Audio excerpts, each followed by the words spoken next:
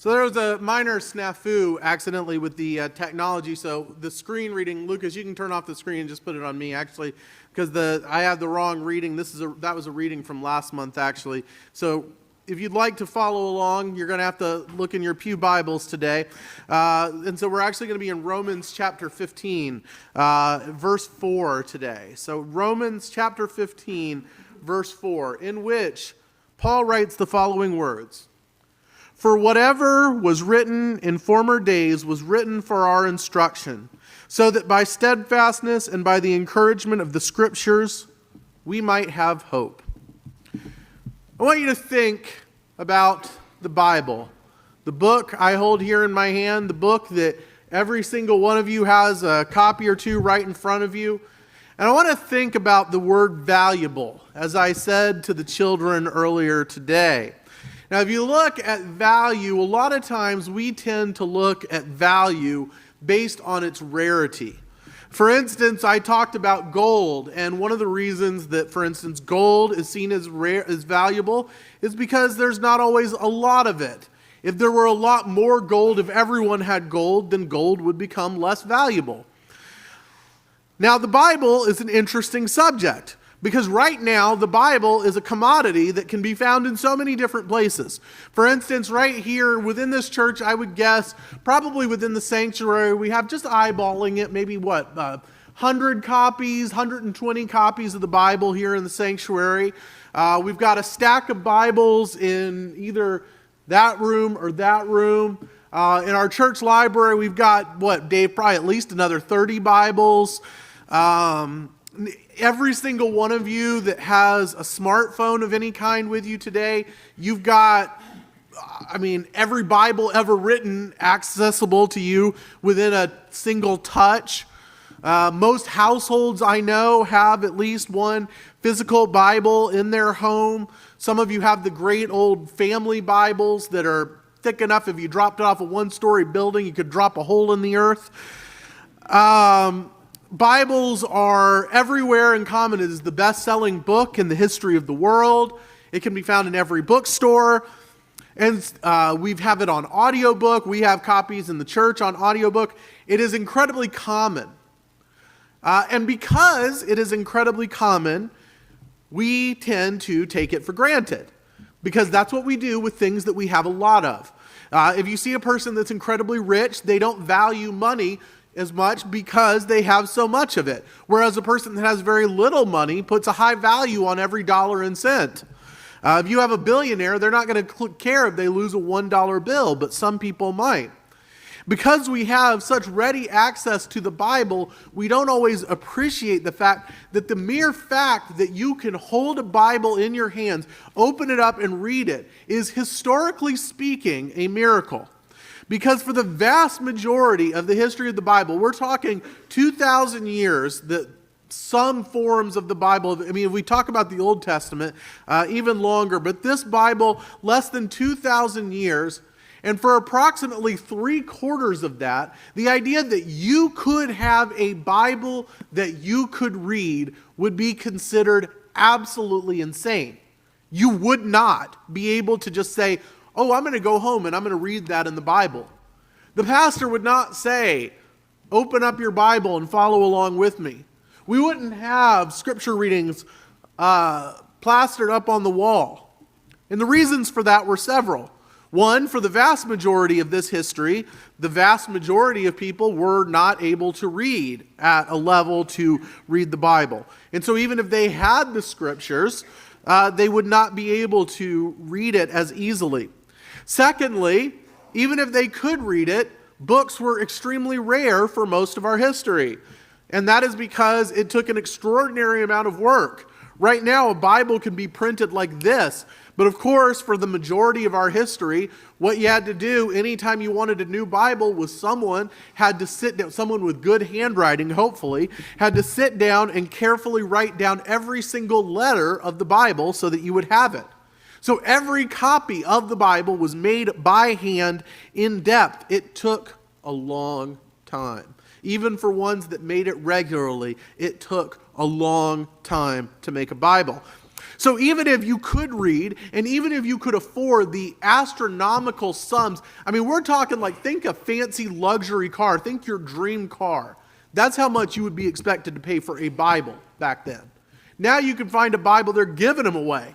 Half the time, they can't even give them away. Nowadays, people try to give away Bibles on the street, and someone says, I don't want that. They brush people off, but back in the day, to get a Bible would be the same as affording a luxury sports car. That would be the cost that you were looking for. So even if you could afford it, and even if you could read, then you would face another problem, which is that the Bible was often not translated into the language of your choice. The Bible was kept in primarily Hebrew, Greek, and Latin.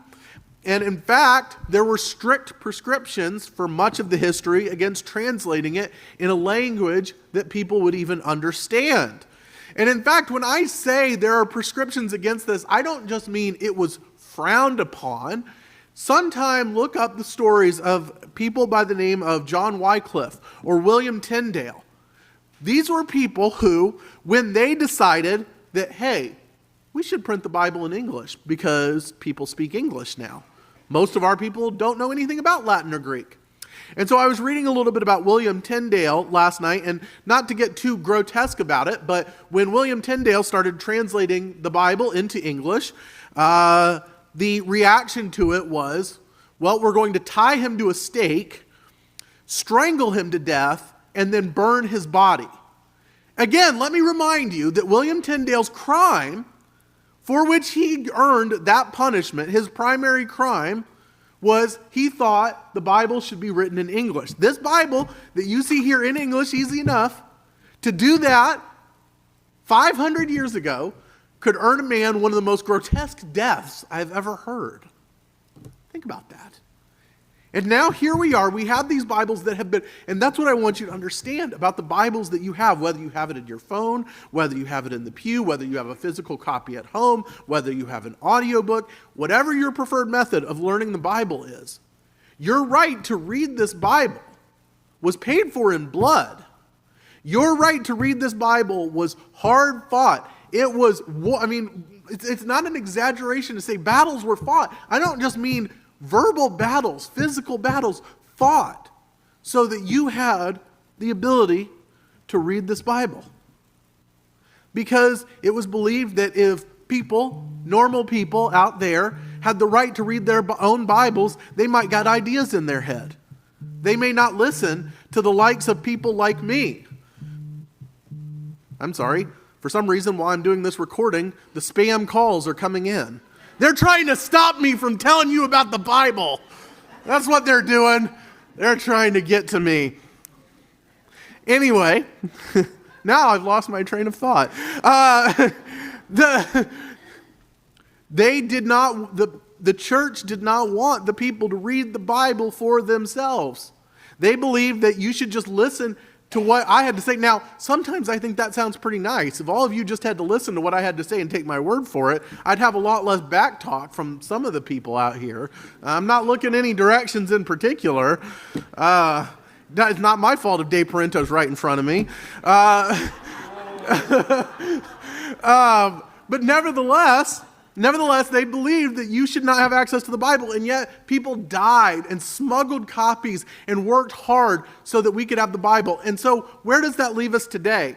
Well, it's similar to the same situation. I look at this as a student of history where the rights of democracy in America were also fought for. You know, we are approaching our 250th anniversary as a country next year, and we had all these battles. And all this blood was shed so that we would have the right to vote on our leaders. And come election day, most people are like, I don't know, my polling place is like 5 minutes away. I'm not sure I can get there today. That's what we do with the things that we have fought for. And in the same way, we have this incredibly important book that we know is valuable, and yet increasingly, very few people engage with the Bible. In fact, I was reading statistics. There's a great document that gets put out every year by the American Bible Society called The State of the Bible, where they do a lot of polling about it. But I think it said roughly 25% of the population has read the Bible cover to cover. And that includes a significant number of Christians who have never read that. And so that is why I'm here today and in the next year to challenge you to do something that some of you may have done, some of you may have not done. But today I'm laying down the gauntlet.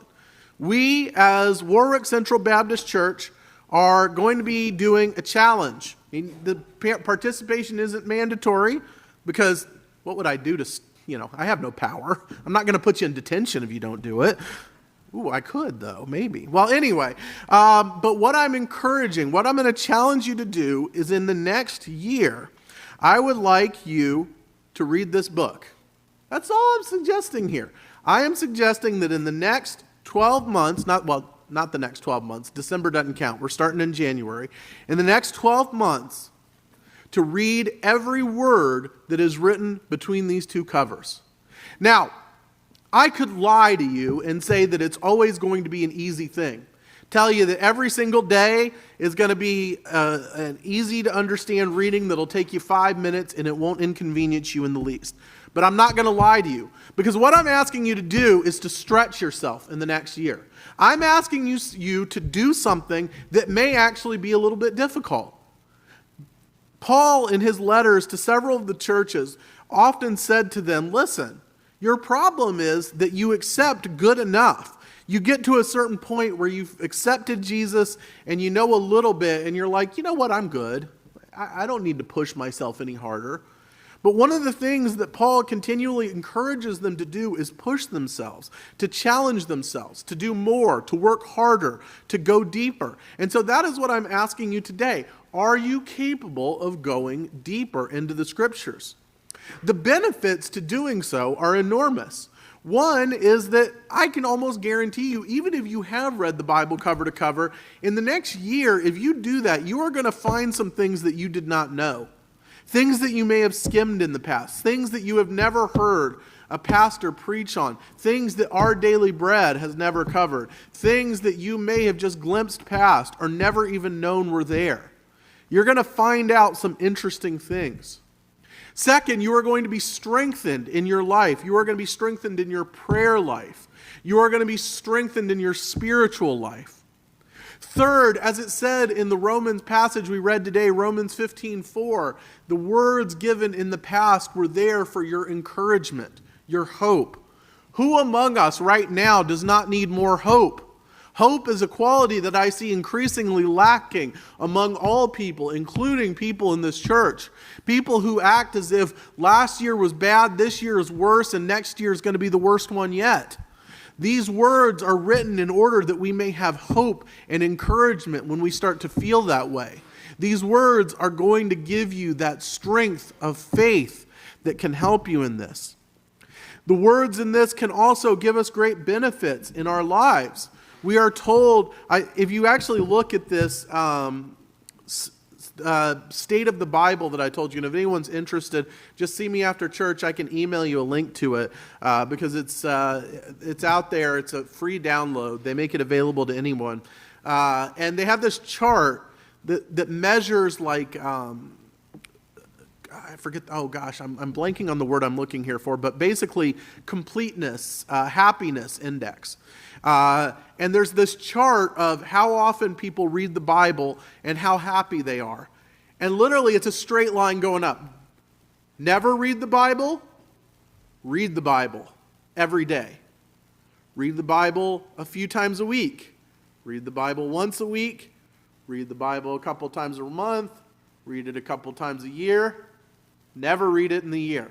Straight line right up. The message is clear. Those that read their Bible, the more often they read it, the more they're going to get out of it, and the more joy they're going to find out of it.